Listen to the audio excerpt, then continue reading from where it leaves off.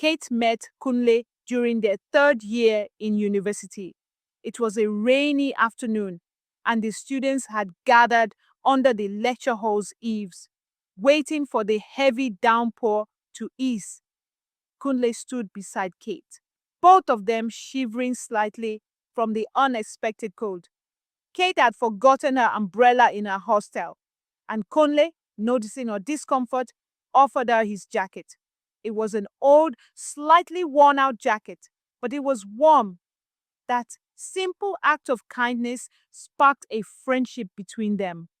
A few weeks later, they started dating. Kate was from a middle-class family. Her parents were business owners, and she had never lacked anything. Kunle, on the other hand, had struggled throughout university. He was from a modest background, raised by a single mother who worked as a seamstress.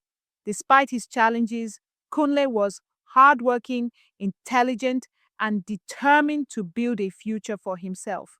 Kate admired his ambition and drive, and she loved him deeply. From the very beginning, Kate had been the one taking care of Kunle. She never saw it as a burden. She loved him and wanted to support him. When his rent was due, she covered it without hesitation. When he couldn't afford textbooks, she bought them for him.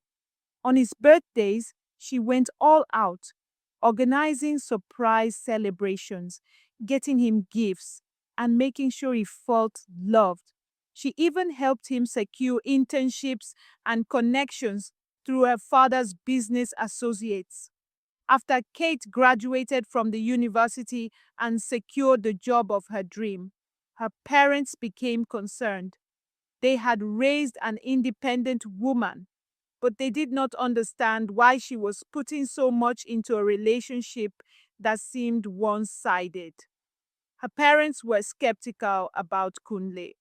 They weren't against her dating someone from a humble background, but they worried that Kunle might not reciprocate the same level of commitment.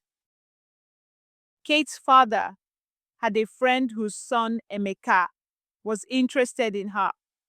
Emeka graduated from Harvard University and was well established, running a successful business of his own. Kate's parents arranged for her to meet him, but she had no interest. She was in love with Kunle. One evening, her father sat her down and said, "Kate, my daughter, you need to see the love in Emeka's eyes whenever he looks at you. I think you should give him a chance. He's a good man." But Kate refused. "I love Kunle," she told her father, "and I don't want to hurt him." Her father sighed. "Kate, Kunle has been with you for almost 7 years without proposing. This other young man is serious and ready for marriage." But Kate was firm. "Kunle loves me too, and when he's ready, he'll propose." When Kunle's sister visited, Kate took care of her like family, buying her clothes and ensuring she had everything she needed. Emeka did not give up easily despite Kate's treatment. He visited Kate at her family's home often, trying to win her over. He sent gifts, flowers, and even offered to take her on luxurious vacations. But Kate refused each time, remaining loyal to Kunle. Her friends warned her, telling her she was making a mistake. Other eligible men came to ask for her hand in marriage, but she turned them down because she loved Kunle and believed Kunle loved her too. One afternoon, her best friend, Amaka, sighed heavily and said, "Kate, why are you doing this to yourself? You're turning down good men because of Kunle. You deserve more." "Amaka, Kunle loves me. He just needs time to get himself together," Kate replied with a smile, dismissing her friend's concerns. For 6 years, she stood by Kunle's side. When he struggled to find a job after graduation, she was there. When he finally got a stable position through one of her connections, she celebrated with him. Her love was unconditional, and she believed they were working toward marriage. Kunle's friends even referred to her as our wife. She cooked for them when they visited, made sure they were comfortable, and treated them like family. People admired their relationship. They saw how Kate stood by Kunle through thick and thin and assumed marriage was inevitable. They were just waiting for the wedding announcement. But Kate had no idea that her love and devotion were not enough. Then, one evening, Kunle called Kate out for dinner. She was excited, thinking that this might be the proposal she had been waiting for. They sat across from each other in the dimly lit restaurant, and Kunle took a deep breath before speaking. Kate, you deserve better than me, he began. She frowned. What are you talking about? I don't think I'm the right man for you. You need someone who truly matches your worth. Kate laughed nervously, trying to make sense of his words. Kunle, we've been together for 6 years. Why are you saying this now? He avoided her gaze. The truth is, you're not my spec. I like taller, dark-skinned women. I know that if I marry you, I'll end up cheating when I meet women who are my type. I don't want to hurt you. The words felt like a knife to her heart. She stared at him in disbelief. You're telling me this after 6 years? After everything? Why did you let your friends call me our wife? Why did you let me believe we had a future? Kunle remained silent. Kate had tears rushing down her cheek, but she quickly cleaned it. She did not scream. She simply nodded. I understand, she said quietly. A few months later, while scrolling through her phone absent-mindedly, Kate stumbled upon a post that made her entire body freeze. It was a wedding invitation. Kunle's wedding invitation. Her hands trembled as she read the names. It wasn't a mistake. Kunle was getting married to another woman, to his so-called spec, a woman who, from the pictures, was taller and had a deep, dark complexion. Just as the reality of it began to sink in, her phone rang. It was Kunle. She hesitated for a moment, staring at the screen. Then, with a calmness even she did not understand, she picked up. Hello, Kate. Conley's voice was hesitant. I wanted to tell you personally before you heard from someone else. Kate said nothing, letting him continue. I'm getting married next month, he said, as if it were a casual announcement. I found someone who fits me, and I think she's the one. Kate could hear the nervousness in his voice, but she refused to give him the satisfaction of knowing how much his words cut her like a knife. Instead, she did something unexpected. She laughed softly. Wow, Kunle, she said, her voice eerily steady. That's wonderful news. Congratulations. Kunle was silent for a second, as though unsure of whether he had misheard her. You're happy for me? He asked, his voice laced with disbelief. Of course, Kate replied smoothly. In fact, I'd love to contribute to your wedding. Contribute? Kunle repeated, confused. Yes, she continued, her tone light, almost cheerful. You know I've always been good with event planning. Let me handle the catering and the cake. Consider it my wedding gift to you and your beautiful bride. Kunle stammered, unsure of how to respond. Kate, I don't think... Oh, come on, Kunle, she interrupted, laughing again. Let me do this. It's my way of showing there are no hard feelings. After all, a broken relationship is better than a broken marriage, right? Kunle hesitated, but Kate's voice was so calm, so convincing, that he eventually agreed. All right, Kate, he said, sighing.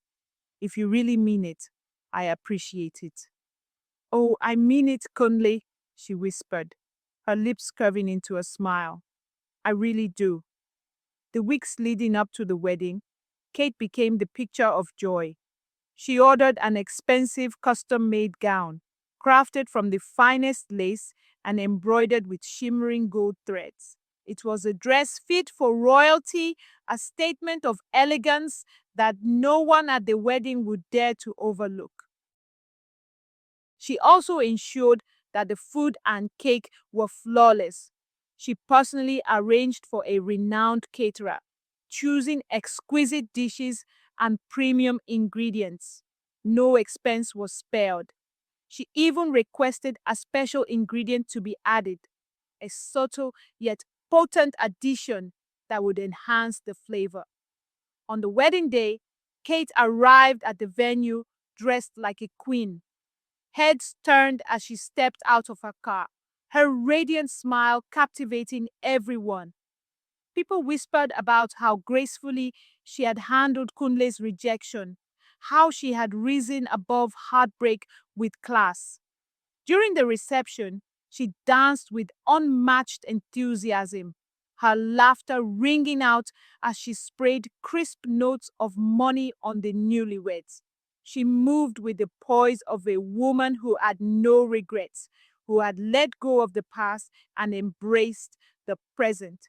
When the time came for the couple to cut the cake, Kate excused herself and stepped outside, breathing in the cool evening air. She stood there, staring at the sky and admiring the sunset, a soft smile on her lips. Kunle beamed as he held his new wife's hand, thanking guests for their well wishes. The food was served, the cake was cut. The couple fed each other with the cake, and the night ended on a beautiful note. Everything was perfect. Guests returned to their homes. The newlyweds left for their honeymoon suite. Everyone slept peacefully until morning came. That was when the nightmare began. By the next day, whispers began to spread like wildfire. Kunle and his new bride had been found dead in their hotel room. Not long after, reports started coming in. Several wedding guests had fallen seriously ill. Some had died overnight. The cause? Food poisoning. The police launched an immediate investigation. Traces of a lethal, slow-acting toxin had been found in the wedding food and cake. But how? Who could have done such a thing? Then, just as the nation was grappling with the shocking news, Kate did the unthinkable. She went live on air. Sitting in her lavishly furnished living room, she looked straight into the camera, her face calm, composed, and eerily serene. "I poisoned the food and cake," she said simply. "The police can come to my house and arrest me." The entire country went still. She leaned forward slightly, her voice unwavering.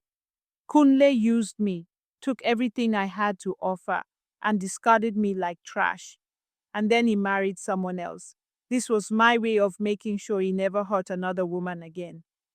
Then she leaned back, folded her hands, and waited. The entire nation was in shock. Some people called her evil, others called her justified. But at the end of the day, justice had to take its course. The police arrested her at her home, just as she had instructed. And that was how Kate, the woman who once loved too much, became the woman who smiled at betrayal until she decided not to smile anymore. Moral of the story: be careful how you treat people who genuinely love you. Never take people's love and sacrifices for granted. A good heart does not mean a weak heart. And sometimes the most unexpected people can become the most dangerous when pushed too far. Please don't forget to subscribe to our channel for more intriguing stories. The end.